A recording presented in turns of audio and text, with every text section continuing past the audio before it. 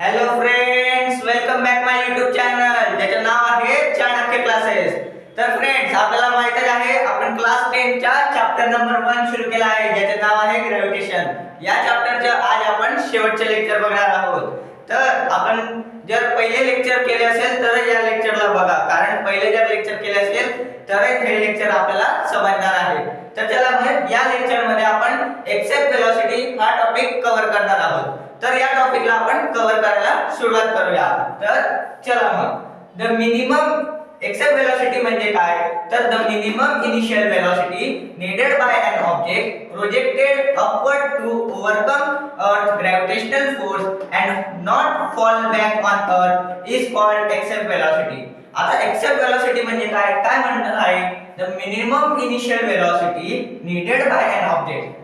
Initial velocity minimum. आता एखादा object आहे ज्याला आपल्याला काय करायचे आहे, अर्थच्या बाहेर पास करायचे आहे, म्हणजे स्पेस मध्ये पाठवायचे आहे. जसं चंद्रयान 3 आपण पाठवलं आहे, राईट. तर ते काय म्हणत आहे, द मिनिमम इनिशियल वेलोसिटी, त्याला किती इनिशियल वेलोसिटी द्यायला लागेल नीडेड बाय एन ऑब्जेक्ट. एखाद्या ऑब्जेक्टला किती इनिशियल वेलोसिटी द्यायला लागेल, तर upward to overcome earth gravitational force.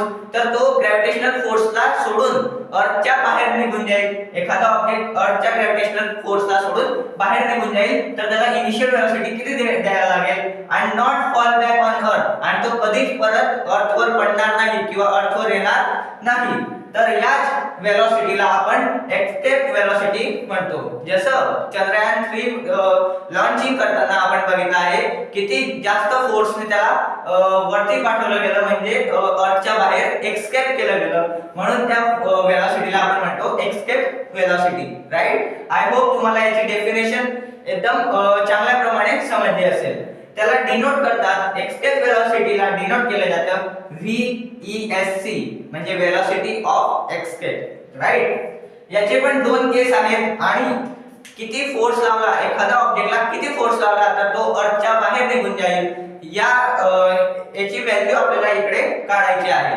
तर पुढे बघूया. केस 1, for an object of mass m. एखादा ऑब्जेक्ट आहे त्याचे मास काय आहे, m आहे, on the surface of the अर्थ, आणि तो ऑब्जेक्ट कुठे आहे, अर्थच्या सरफेसवर आहे, राईट. तर त्याची कायनेटिक एनर्जी, त्या ऑब्जेक्ट मध्ये काहीतरी कायनेटिक एनर्जी असेल, राईट.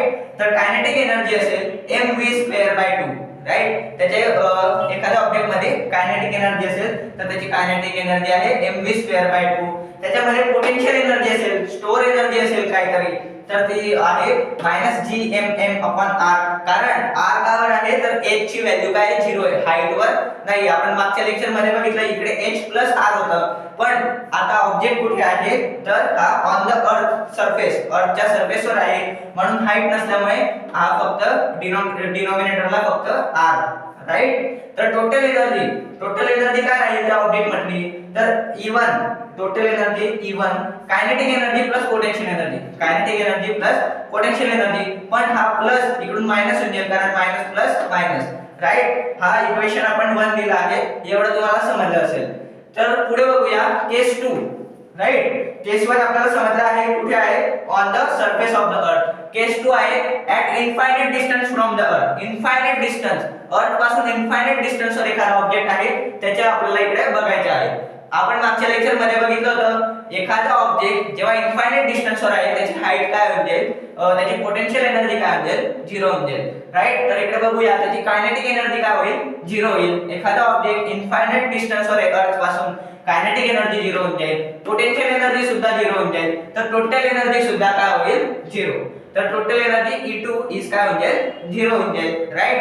तर from principle of the conservation of energy, एनर्जीचे काहीतरी कन्झर्वेशन ऑफ प्रिन्सिपल आहे, म्हणजे काय, E1 आणि E2 दोघं एनर्जीला आपण काय करू शकतो, इक्वल करू शकतो. तर यांना इक्वल केलं तर इक्वेशन 1 म्हणजे E1 हे इकडे येईल mv²/2 -gmm/r.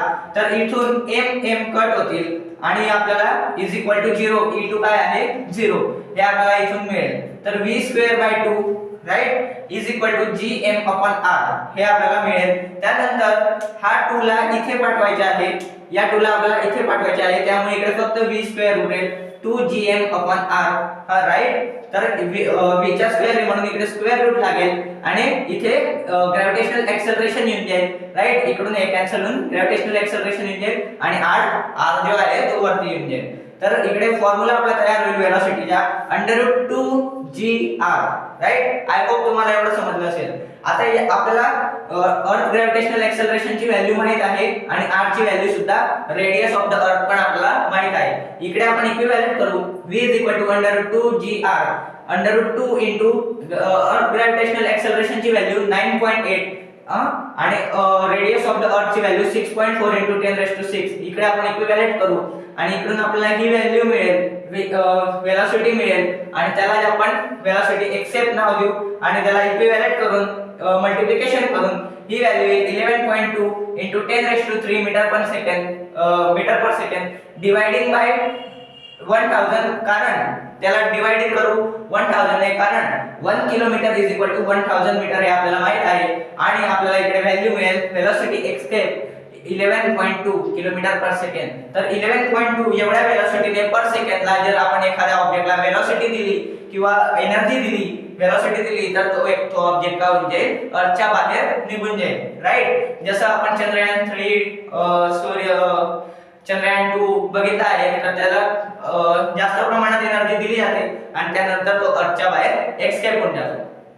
आय होप तुम्हाला हे लेक्चर आवडलं असेल आणि हे चॅप्टर इकडे आपलं संपलं आहे. आता या चॅप्टरचे एकच लेक्चर येणार आहे जो की आहे न्यूमेरिकल्स. थेरी पार्ट सगळा संपला आहे आणि न्यूमेरिकल्सचा पार्ट आपण नंतर घेणार आहोत. त्याआधी आपण सायन्स 2 च्या chapter number 1 heredity and evolution next lecture मध्ये चालू करणार आहोत.